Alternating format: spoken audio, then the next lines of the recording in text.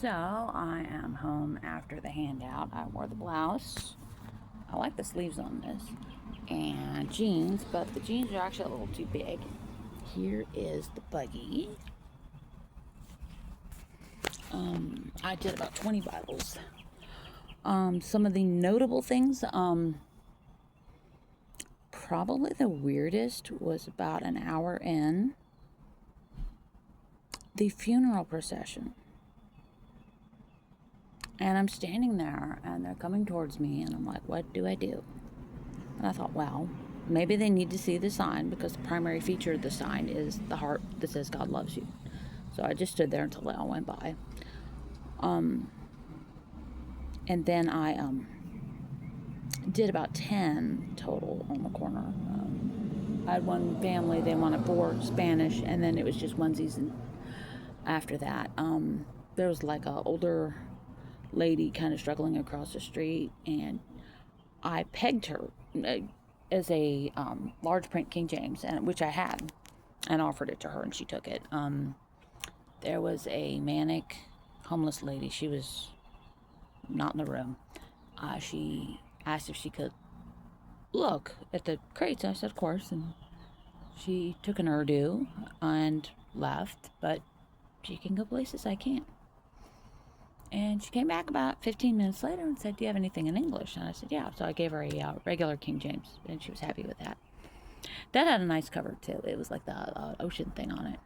So I just, kept plugging along doing that. And after about 2 hours, I said, okay, I'm done. And I went to the northbound bus stop at DeSoto, and I handed out. The lady stopped and took 6 total. She would have liked a large print Spanish, but I told her I had that on order. It is coming. But obviously I need more large print Spanish.